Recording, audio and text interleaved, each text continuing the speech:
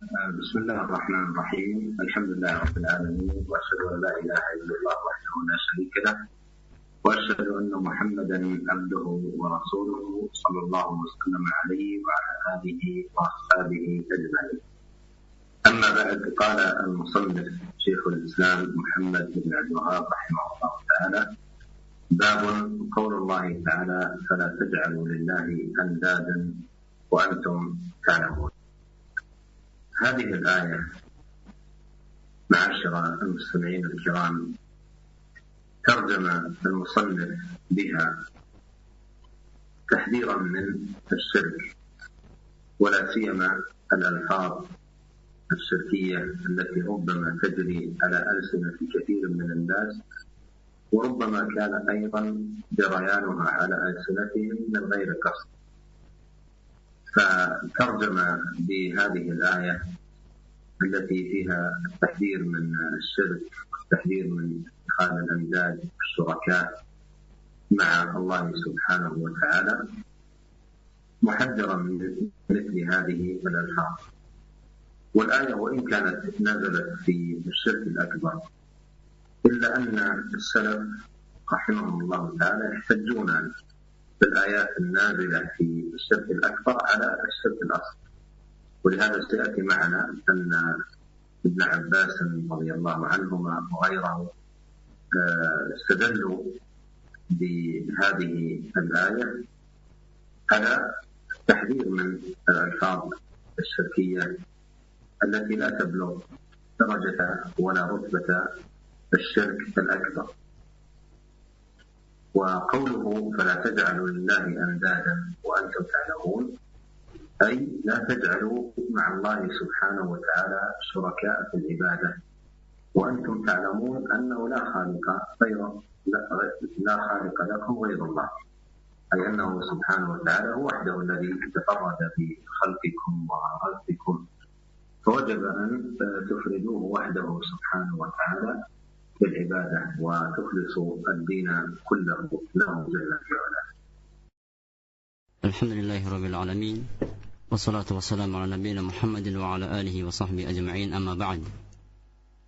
Para pemirsa Roja TV dan pendengar Radio Roja dimanapun antum berada, setelah Syekh Hafizahullah Ta'ala membuka majlis yang mulia di sore hari ini, dan beliau mendoakan kita semua untuk mendapatkan taufik dari Allah Subhanahu wa Ta'ala di atas hidayah Rabbul Alamin, maka beliau mengatakan bab qaulullah Ta'ala fala taj'alu lillahi andada wa antum ta'lamun. Berkata penulis Syekhul Islam Muhammad ibn Abdul Wahhab rahimahullah ta'ala, bab firman Allah Subhanahu wa Ta'ala, maka janganlah kamu menjadikan untuk Allah Subhanahu wa Ta'ala sekutu-sekutu, tandingan-tandingan baginya, padahal engkau mengetahuinya.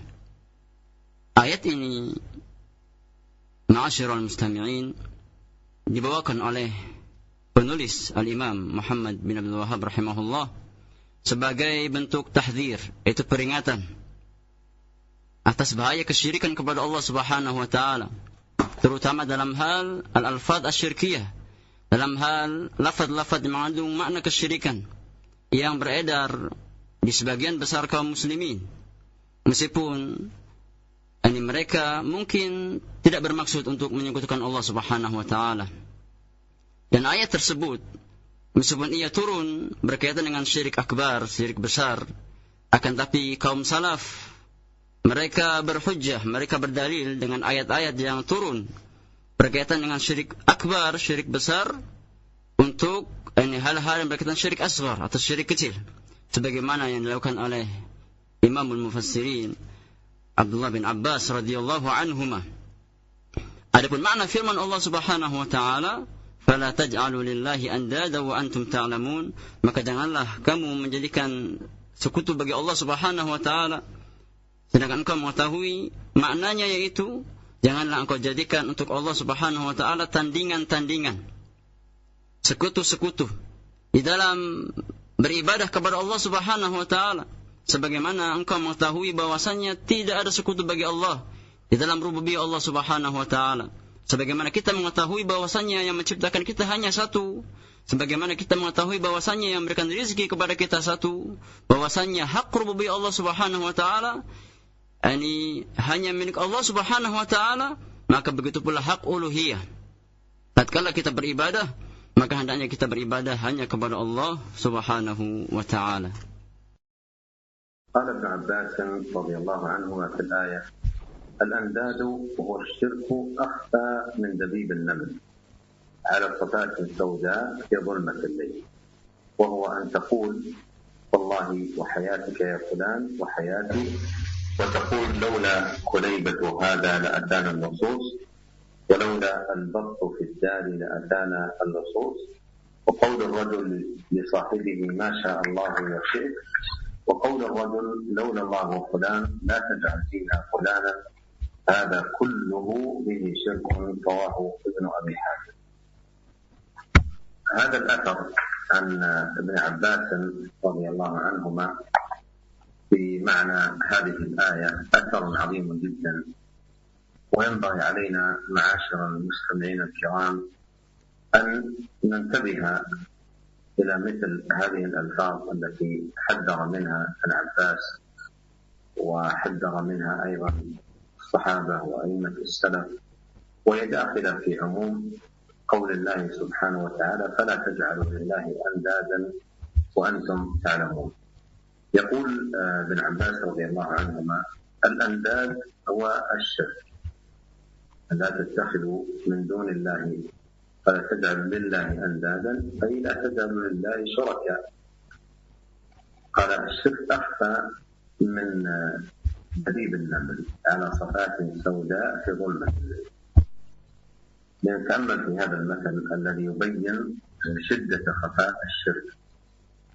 لو تصورنا نملة سوداء تتحرك في الليلة الظلماء على صخرة صماء، هل يمكن أن ترى أو يسمع لها صوت؟ يقول رضي الله عنهما: الشرك أخفى من ذلك. وإذا كان الشرك بهذا الخفاء الشديد وجب على كل مسلم أن يحترز منه وأن يحذر منه أشد الحذر. ثم ضرب أمثلة على ذلك، منها أن يقول القائل: والله وحياتك يا فلانة وحياتي، كان يحلف في حياة الشخص، والحلف لغير الله سبحانه وتعالى شرك، سيأتي معنا الحديث عن النبي صلى الله عليه وسلم بذلك. وكذلك قول الرجل: لولا كليبة هذا لأتانا اللصوص، ولولا البط في الدار لأتى اللصوص. ومثل ذلك أيضا لو قال القائل: لولا جهاز الإنذار لأتانا اللصوص، أو لولا كاميرات المراقبة لسرقنا مثلا، أو نحو ذلك. الواجب أن نضيف نعمة الله علينا بالسلامة والعافية والأمان، نضيفها إلى الله ونحمد الله سبحانه وتعالى على فضله ومنه. ومثل هذه الألفاظ تجري على ألسنة الناس كثيرا. أيضا يقول قول الرجل لصاحبه: ما شاء الله وشئت، لأن المعطوف بالواو يكون مساويا للمعطوف عليه، تحذر من ذلك. وسيأتي أيضا عند المصنف رحمه الله تعالى ترجمة خاصة بذلك. أيضا قول الرجل: لولا الله وفلان، لولا الله فلان، قال لا تجعل فيها فلان، بمعنى أن تقول لولا الله وحده، هذا معنى قوله لا تجعل فيها فلانا.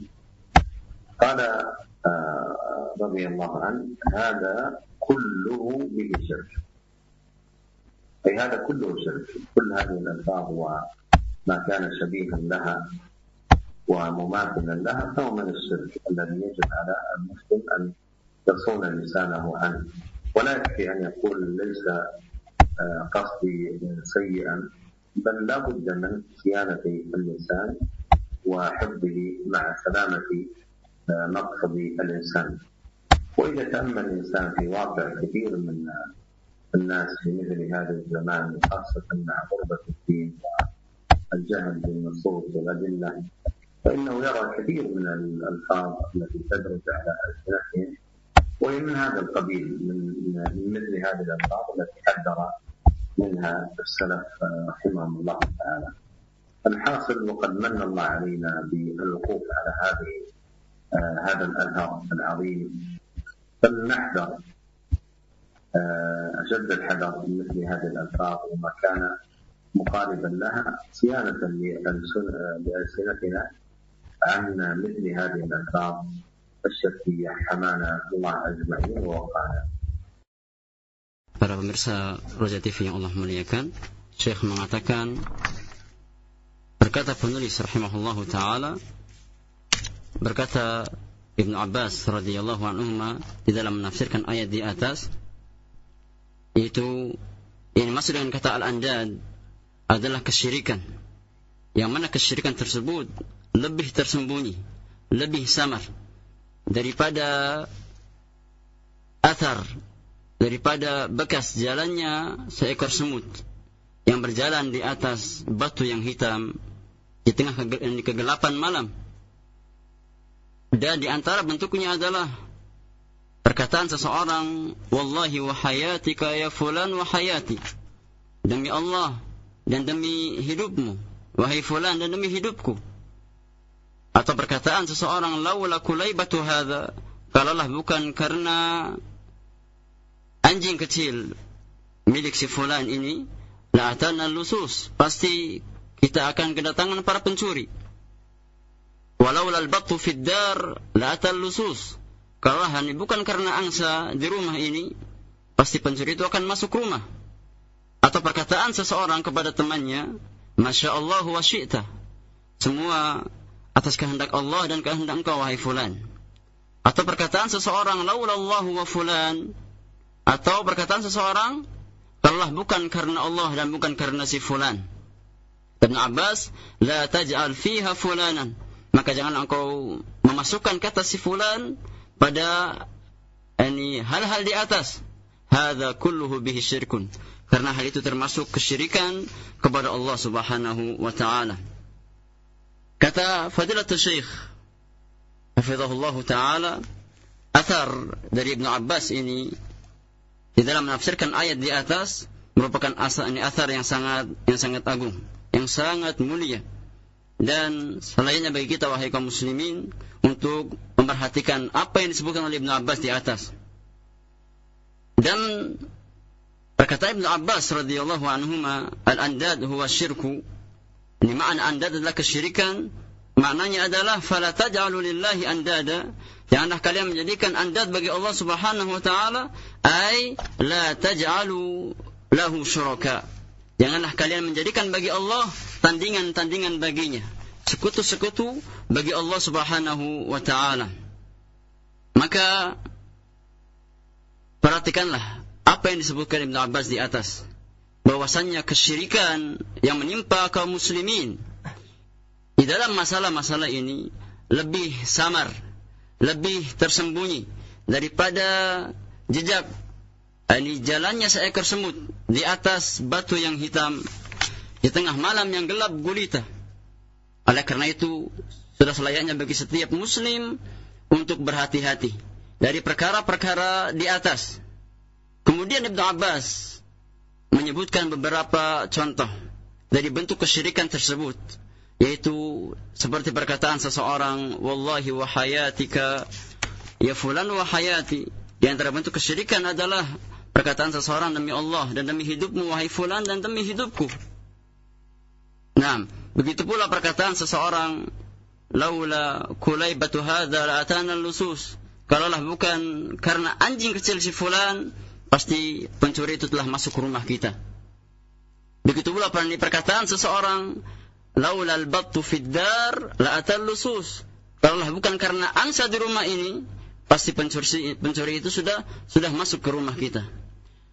Di antara hal yang semisal dengan perkataan-perkataan di atas adalah perkataan seseorang itu, kalaulah bukan karena CCTV yang dipasang di tempat ini, kalaulah bukan karena sirine-sirine yang dipasang di rumah-rumah ini, pasti para pencuri telah masuk rumah ini, maka ini pun di antara perkataan-perkataan yang mengandung kesyirikan kepada Allah Subhanahu wa taala.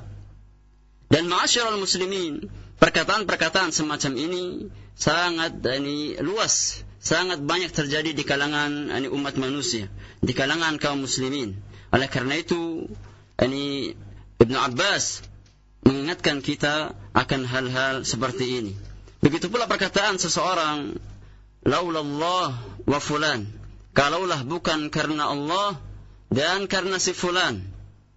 Hal ini semua termasuk bentuk kesyirikan kepada Allah Subhanahu wa taala. Dan tidak cukup bagi seseorang hanya dengan mengatakan, aku tidak bermaksud untuk menyekutukan Allah Subhanahu wa taala dalam perkataan-perkataan ini. Akan tapi hendaknya kita menjaga lisan-lisan kita, menjaga tauhid kita dengan menjaga lisan-lisan kita dari ucapan-ucapan yang mengandung kesyirikan kepada Allah Subhanahu wa taala. Dan apabila kita perhatikan pada zaman kita sekarang ini, maka kita akan mendapati bahwasanya kebanyakan manusia mereka lalai akan hal ini. Mereka tidak menjaga lisan-lisan mereka dalam rangka mentauhidkan Allah Subhanahu wa taala. Oleh karena itu kewajiban seorang muslim, kewajiban seorang muslimah adalah berhati-hati dengan menjaga lisannya agar jangan sampai mengucapkan hal-hal yang berbau kesyirikan kepada Allah Subhanahu wa taala. ثم أورد رحمه الله تعالى عن عمر بن الخطاب رضي الله عنه أن رسول الله صلى الله عليه وسلم قال: من حلف بغير الله فقد كفر أو أشرك. هذا الحديث في التحذير من الحلف بغير الله سبحانه وتعالى، وأنه باب من أبواب الشرك، وهو من شرك الألفاظ إذا كان لا يعتقد في من يحلف به. أما إذا كان يعتقد من يحلف به أو يعظمه تعظيما لا يليق إلا بالله سبحانه وتعالى، أو أن جهد يمينه يجعلها لغير الله، أي قوة يمينه وشدة يمينه، فهذا كله يكون من الشرك الأكبر الناقل من الملة. فهذا الحديث فيه التحذير من هذا النوع من أنواع الشرك، وهو الحلف بغير الله سبحانه وتعالى. قال: من حلف بغير الله فقد كفر أو أشرك، مثل أن يحلف بالكعبة أو يحلف بالنبي أو يحلف بالولي أو يحلف بأحد الأشخاص أو نحو ذلك. هذا كله داخل في عموم قول النبي صلى الله عليه وسلم: من حلف بغير الله فقد كفر أو أشرك. Kemudian kata Fadilatul Syekh hafizahullah taala, penulis Al-Imam Syekhul Islam Muhammad bin Abdul Wahhab rahimahullah taala membawakan sebuah hadis dari Umar bin Khattab radhiyallahu an, bahwasanya Nabi yang mulia sallallahu alaihi wasallam bersabda, "Man halafa bi ghairi Allah faqad kafara aw asyrak." Siapa yang bersumpah dengan selain Allah Subhanahu wa taala, maka dia telah jatuh ke dalam kekufuran atau kesyirikan kepada Allah Subhanahu wa taala. Kata Fadilatul Syekh hafizahullah, di dalam hadis ini terdapat tahdzir. Itu peringatan bagi kita semua agar jangan sampai kita bersumpah dengan selain Allah Subhanahu wa taala. Karena al-halif bi ghairillah, bersumpah dengan selain Allah Subhanahu wa taala, di antara bentuk kesyirikan di dalam masalah alfad, masalah lafaz. Itu syirik di dalam pengucapan lafaz-lafaz tertentu. Apabila yang bersumpah tersebut tidak meyakini bahwasanya yang dijadikan sumpah sama dengan Allah Subhanahu wa taala. Adapun apabila ia meyakini bahwasanya yang ia bersumpah dengannya itu sama dengan Allah Subhanahu wa taala, atau tatkala ia bersumpah dengan selain Allah Subhanahu wa taala yang memiliki keyakinan tertentu yang menyimpang dari akidah Islam, maka hal tersebut termasuk ke dalam asyirkul asghar, asyirkul akbar, itu kesyirikan yang akbar, sifatnya syirik besar. Seperti seseorang bersumpah dengan nama Ka'bah, bersumpah dengan wali fulan, dengan orang-orang saleh, ataupun manusia siapapun yang ia jadikan sebagai sumpah selain Allah subhanahu wa ta'ala.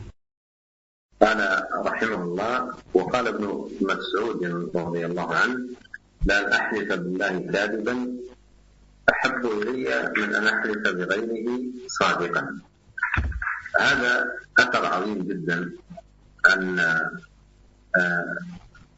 ابن مسعود رضي الله عنه في بيان خطورة الحلف بغير الله سبحانه وتعالى. يقول: أن أحلف بالله كاذبا أحب إلي من أن أحلف بغيره صادقا. نلاحظ أن هذين القسمين، الأول أن أحلف بالله كاذبا، والقسم الثاني أن أحلف بغيره صادقا، كل منهما اجتمع فيه حسنة وسيئة. الأول في قوله أن أحلف بالله كاذبا اجتمع فيه حسنة التوحيد الذي هو الحلف بالله وحده، وسيئة الكذب. والقسم الثاني فيه سيئة الشرك من أن أحلف بغيره صادقا، وحسنة الصدق. فإذا وزننا بين الحسنة هنا والحسنة هنا، والسيئة هنا والسيئة هنا، نجد أن حسنة التوحيد أعظم من حسنة الصدق، وأن سيئة الشرك أعظم من سيئة الكذب. فتبين أن قول ابن مسعود رضي الله عنه عظيم جدا في بيان التحذير من هذه الألفاظ والكلمات الشركية، وخطورة من يحلف بغير الله سبحانه وتعالى حتى وإن كان صادقا، وأن من يحلف بالله وهو كاذب أهون منه، لأن الذي يحلف بغير الله وقع في الشرك. فوجب على كل مسلم أن يحذر أشد الحذر من مثل هذه الألفاظ، وأن يكون معظما لله سبحانه وتعالى، وإذا كان حالفا فليحلف بالله وحده. Kemudian kata Fadilatul Syekh hafizahullah taala, berkata penulis rahimahullah taala, berkata Ibnu Mas'ud radhiyallahu taala an, la an ahlifa billahi kadiban ahabbu ilayya min an ahlifa bighairihi sadiqan. Aku bersumpah dengan nama Allah Subhanahu wa taala dalam keadaan berdusta, dalam keadaan berbohong, lebih aku cintai daripada bersumpah dengan selain Allah Subhanahu wa taala meskipun aku benar dalam sumpah tersebut. Ma'asyiral muslimin, a'azakumullahu jami'an. Athar yang datang dari Ibnu Mas'ud ini merupakan athar yang sangat agung, athar yang sangat mulia di dalam menjelaskan bahaya bersumpah dengan selain Allah Subhanahu wa taala. Tatkala Ibnu Mas'ud mengatakan, la an ahlifa billahi kadziban ahabbu ilayya min an ahlifa bighairihi sadiqan. Aku bersumpah dengan nama Allah meskipun berbohong, lebih aku cintai daripada aku bersumpah dengan nama selain Allah meskipun aku benar, meskipun aku jujur. Kita perhatikan di dalam athar ini, ma'asyiral muslimin, bahwasanya di sini ada dua bagian, yang mana salah satu dari kedua bagian tersebut terkumpul padanya ini dua kebaikan dan dua keburukan. Yang pertama, adapun dua kebaikan di dalam athar tersebut, yaitu kebaikan bersumpah dengan nama Allah Subhanahu wa taala, kemudian kebaikan as-sidqu, yaitu jujur di dalam perkataan. Adapun as-sayyi'ah, keburukan di dalam athar tersebut, itu ada dua. Yang pertama, bersumpah dengan selain Allah Subhanahu wa taala, dan ini kedustaan. Kalau kita perhatikan, kalau kita timbang antara dua kebaikan, maka kita dapatkan bahwasanya hasanatu tauhid, kebaikan tauhid, tatkala seorang bersumpah dengan nama Allah Subhanahu wa taala, jauh lebih besar, jauh lebih mulia daripada hasanatu sidqi. Ini kebaikan berkata jujur. Dan kalau kita perhatikan bagian yang kedua, sayyi'atus syirki, keburukan kesyirikan kepada Allah Subhanahu wa taala, dengan bersumpah dengan selain Allah Subhanahu wa taala, jauh lebih besar, jauh lebih rusak daripada keburukan al-kadzib, keburukan berdusta. Maka dari athar ini menunjukkan bahwasannya bahaya bersumpah dengan selain Allah Subhanahu wa taala itu bahaya yang sangat besar. Meskipun ia jujur dalam sumpahnya. Oleh karena itu, selayaknya bagi setiap muslim, setiap mukmin memperhatikan tatkala dia bersumpah, tidaklah dia bersumpah melainkan dengan nama Allah Subhanahu wa taala. Qala rahimahullah wa an Hudzaifah radhiyallahu anhu an Rasulullah sallallahu alaihi wasallam qala la taqulu ma syaa Allah wa syaa fulan walakin qulu ma syaa Allah thumma syaa fulan. رواه أبو داود بسند صحيح. والنهي عن أن يقول الرجل ما شاء الله وشاء فلان لأن العطف بالواو يقتضي المساواة لأنها في وضعها لمطلق الجمع، فنهي أن يقول القائل ما شاء الله وشاء فلان لأن هذا فيه تسوية بين مشيئة الله ومشيئة المخلوق، وهذا باطل فلا يسوى بين المشيئتين. والتلفظ بهذا اللفظ يدخل في باب شرك الألفاظ وهو من الشرك الأصغر،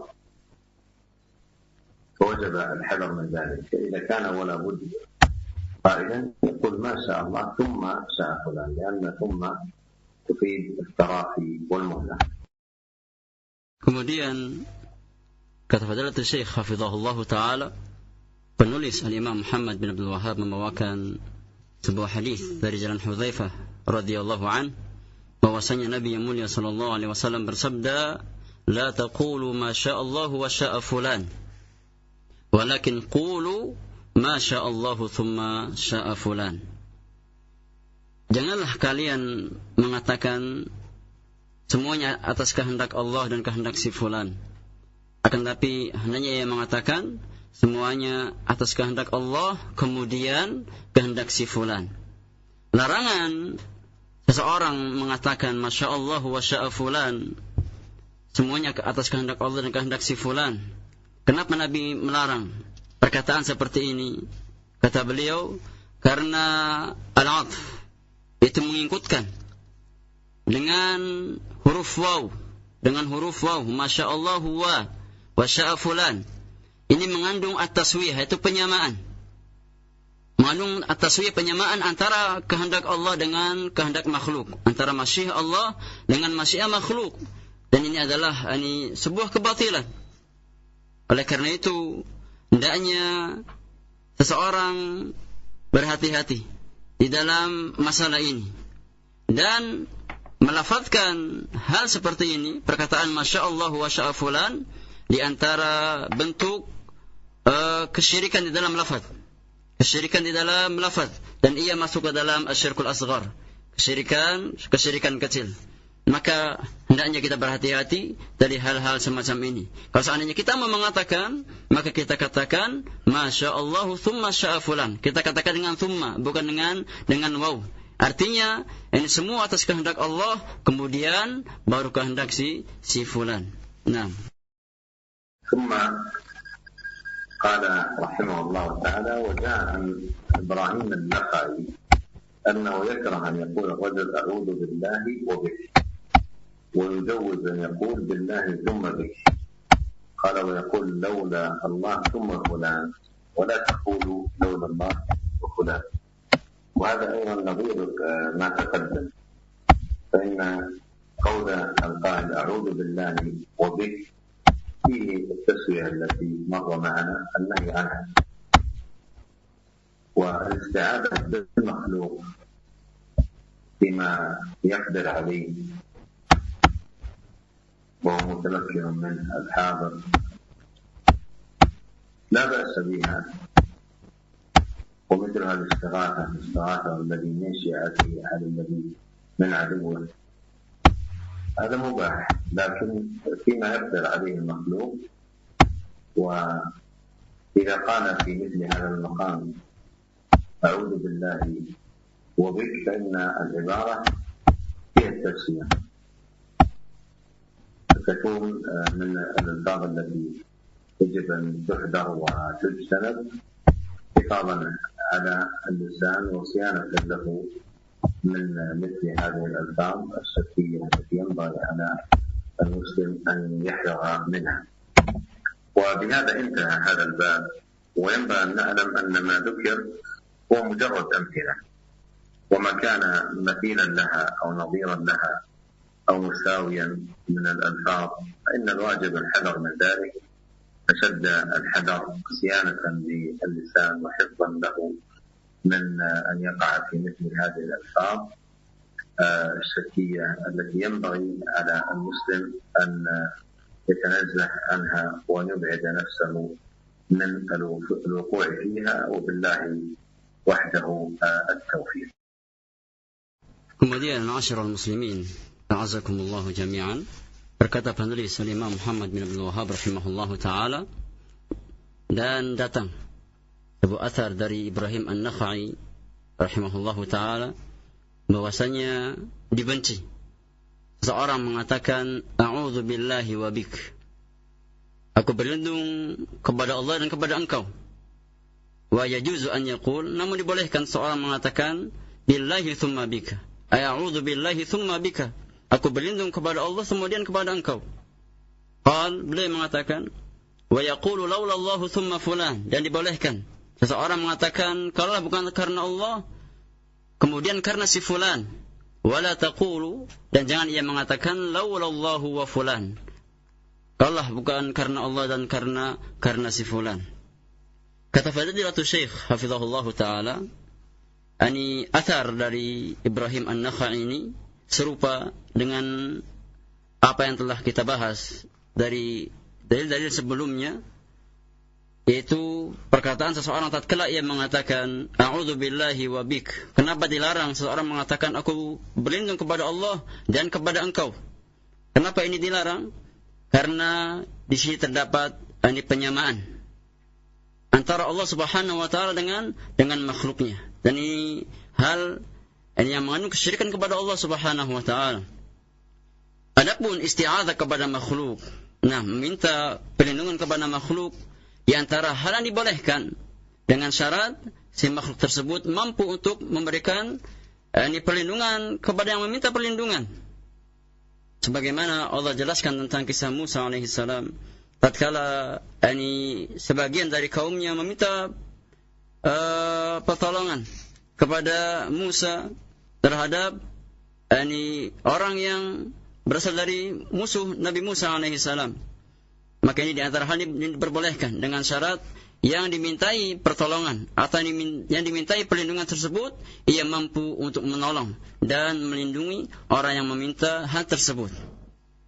Oleh karena itu, ma'asyiral muslimin, sudah sepatutnya bagi setiap muslim untuk memperhatikan masalah-masalah ini, untuk memperhatikan ucapan-ucapan yang ia keluarkan. Jangan sampai ucapan-ucapan tersebut ini berbau kesyirikan kepada Allah Subhanahu wa taala sedangkan ia tidak menyadarinya.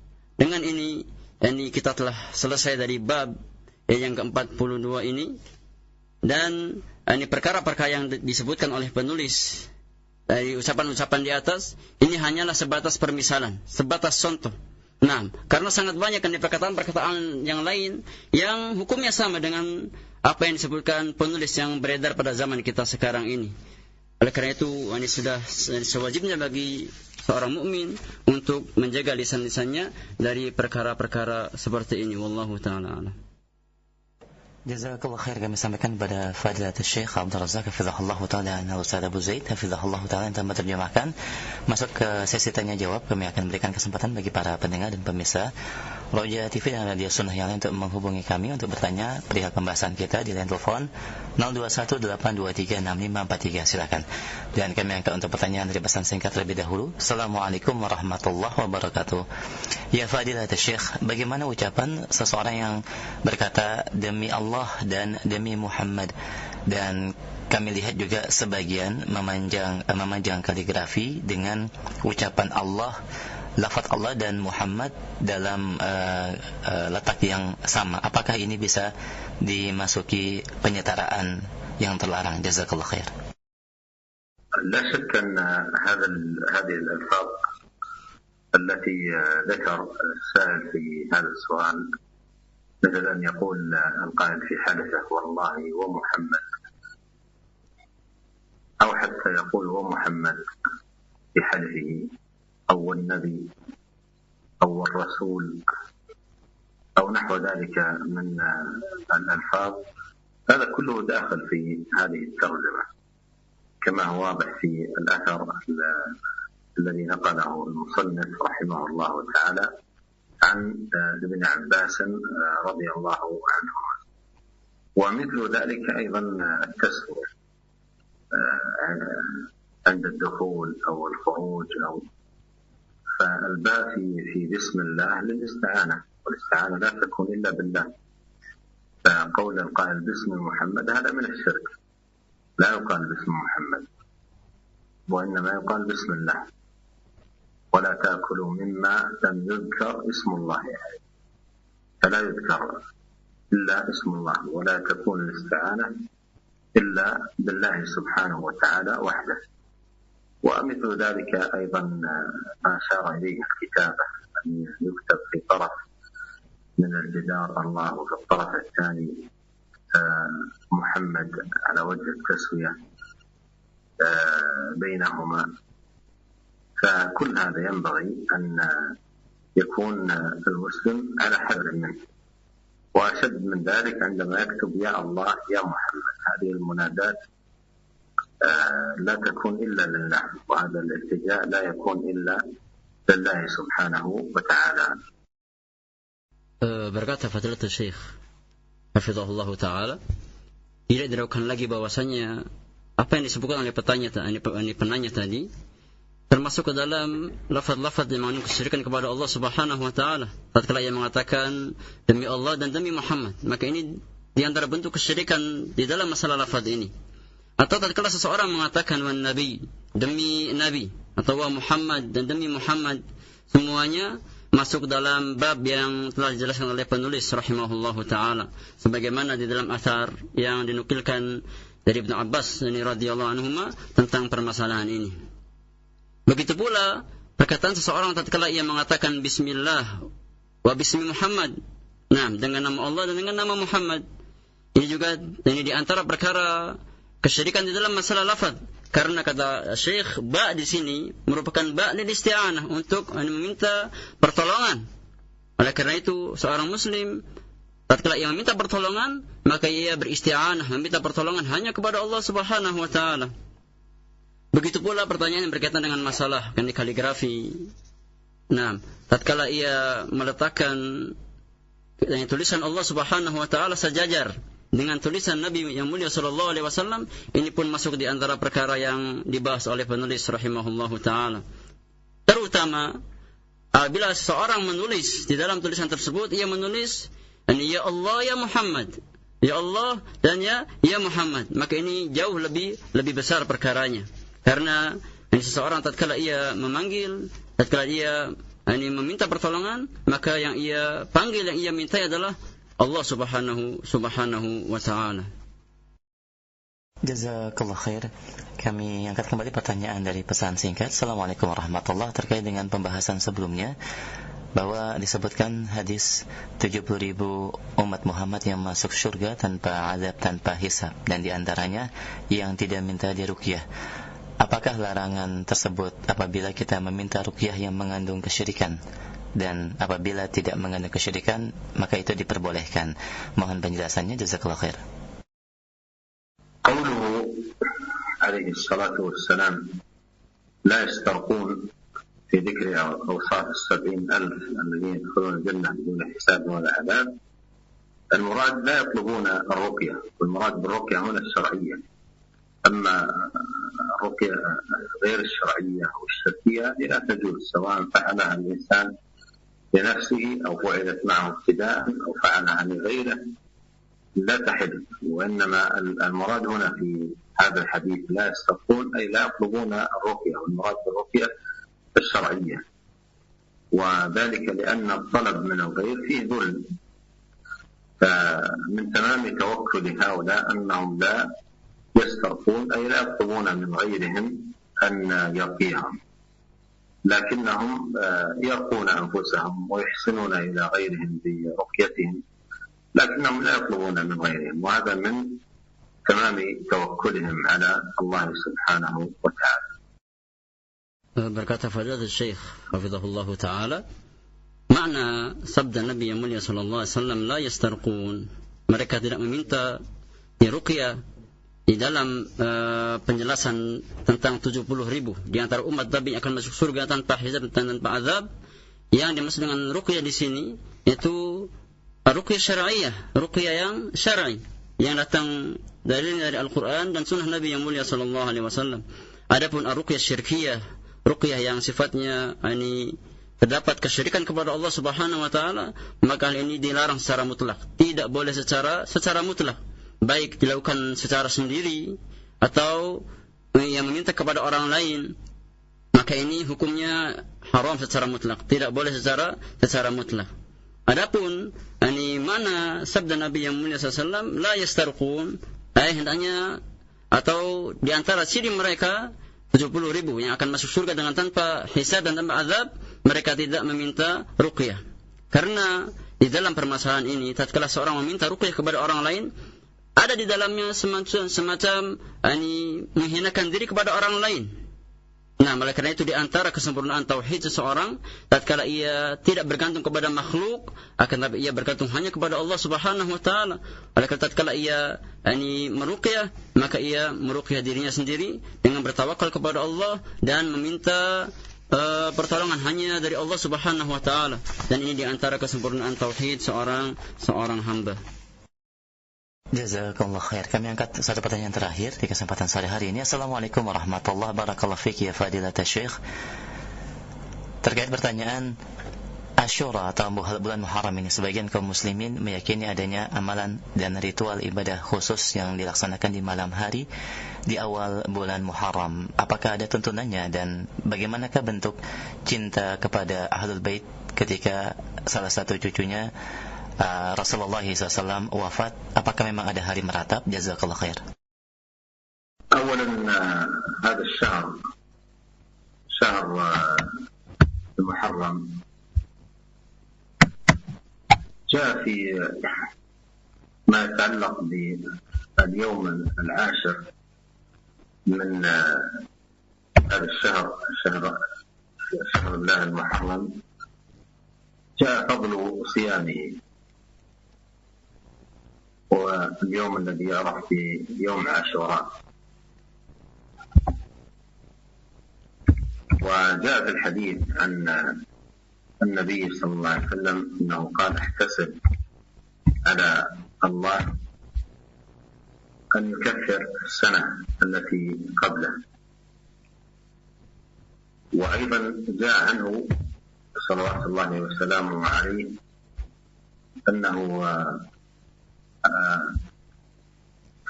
قال لئن بقيت إلى قابل لأصومن 9 و10. فأفاد هذان الحديثان على أن المسلم يستحب له أن يصوم الشهر اليوم العاشر واليوم الذي قبله 9 من محرم. أما صيام العاشر فلإدراك فضيلته، وأما صيام 9 فلمخالفة اليهود. وقد جاء عن نبينا عليه الصلاة والسلام فيما يتعلق بصيام المحرم أن أفضل الصيام بعد رمضان صيام شهر المحرم. فجاء عنه في ذلك أنه قال أفضل الصيام بعد شهر رمضان شهر الله المحرم. والحديث ثابت عنه صلوات الله وسلامه عليه، وهذا يدل على فضل الإكثار في الصيام من شهر الله المحرم عموما. لكن يوم التاسع والعاشر ينبغي على المسلم أن يحرص على صيامهما لعظيم الثواب الذي جاء في ذلك.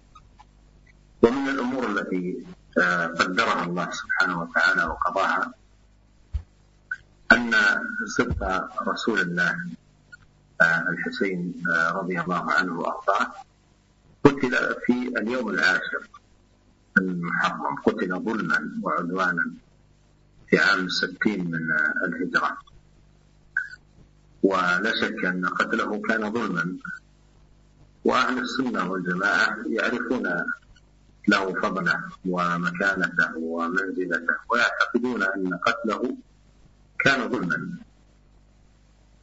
ولكن لم تأتي الشريعة بإقامة المآتم على من مات مهما كانت مكانته، مهما كانت فضيلته، فضلا عن أن تكرر المآتم كل سنة وتقام كل سنة، إضافة إلى ما يقام في تلك المآتم من مخالفات شرعية من نظم للحدود وشق للجيوب ودعاء بدعوى الجاهلية. فلا شك أن هذا كله من الضلال ومن المخالفة لدين الله سبحانه وتعالى وشرعه. وأهل الإسلام في هذا اليوم يصومون تأسيا بنبينا الكريم عليه الصلاة والسلام، ولا يمارسون البدع التي أحدثها أهل الضلال المنحرفون عن الهدي القويم والصراط المستقيم. Hafizahullah Ta'ala berkata tentang bulan Muharram, telah datang itu keutamaan yang berkaitan dengan tanggal 10 dari bulan Muharram tersebut. Telah datang keutamaan dari Nabi yang mulia sallam yang menjelaskan keutamaan berpuasa pada tanggal 10 dari bulan Muharram ini. Sebagaimana Nabi pernah bersabda, "Ahtasibu 'ala Allah an yukaffira as-sanah allati qablah." Aku berharap kepada Allah Subhanahu wa taala bagi seseorang yang berpuasa di tanggal 10 tersebut, semoga Allah Subhanahu wa taala mengampuni dosa orang tersebut dan 1 tahun sebelumnya. Dan telah datang juga sebuah hadis dari Nabi yang mulia sallallahu, beliau bersabda, "La in baqitu anni amal qabil la asumanna at-tasi' wa al-11." Kalau aku masih hidup pada tahun depan, aku akan berpuasa selain tanggal 10, tanggal 9 dan tanggal yang ke-11 dari bulan Muharram.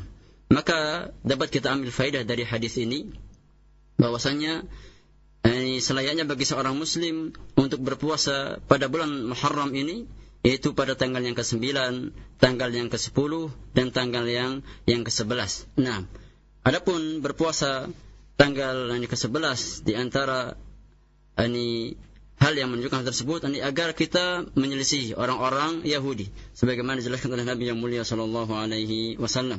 Kemudian juga datang sebuah hadis dari Nabi yang mulia sallallahu alaihi wasallam, beliau bersabda, "Inna afdhalas siyami ba'da Ramadan ini syahrullahil muharram." Sesungguhnya puasa yang paling afdal setelah bulan Ramadan itu berpuasa pada bulan Allah, bulan Muharram. Maka di sini menunjukkan hendaknya seseorang memperbanyak puasa pada bulan Muharram ini secara umum. Dan secara khusus ia berpuasa pada tanggal 9, tanggal 10 dan tanggal 11 di bulan Muharram. Dan di antara perkara yang telah Allah takdirkan adalah terjadinya pembunuhan cucu Nabi yang mulia SAW, yaitu Husain. Dan beliau terbunuh secara mazlum, yaitu dizalimi. Itu pada tahun 60 Hijriah. Dan Ahlu Sunnah wal Jamaah mereka mengetahui keutamaan Husain tersebut. Mereka mengetahui tingginya kedudukan Husain tersebut, dan mereka meyakini bahwasanya Husain terbunuh dalam keadaan dizalimi. Akan tapi tidak pernah datang satupun athar dari kaum salaf bahwasanya mereka mengadakan sebuah perayaan-perayaan yang berkaitan dengan masalah ini setiap tahun. Terutama di dalam perayaan-perayaan tersebut terdapat penyimpangan-penyimpangan syar'i. Seperti seseorang memukul pipi-pipi mereka, memukul badan-badan mereka, merobek pakaian-pakaian mereka, maka ini tidak syak lagi, tidak ragu lagi di antara hal yang menyelisih syariat Allah Subhanahu wa taala. Semoga Allah Subhanahu wa taala menjaga kita dari penyimpangan-penyimpangan, orang-orang yang menyimpang dari jalan Allah Subhanahu wa taala yang lurus. Semoga Allah Subhanahu wa taala memberikan kita taufik untuk berjalan di atas sunnah Nabi yang mulia sallallahu alaihi wasallam. Jazakallahu khair ya fadilatul syekh, narju min fadlikum al-ikhtitam. نسأل الله عز وجل لنا أجمعين التوفيق والمعونة على كل خير إنه سميع قريب مجيب. والسلام عليكم ورحمة الله وبركاته. Nah, kemudian Fadilatul Syekh Hafizahullah Ta'ala menutup majelis kita di sore hari ini dengan berdoa untuk kita semua.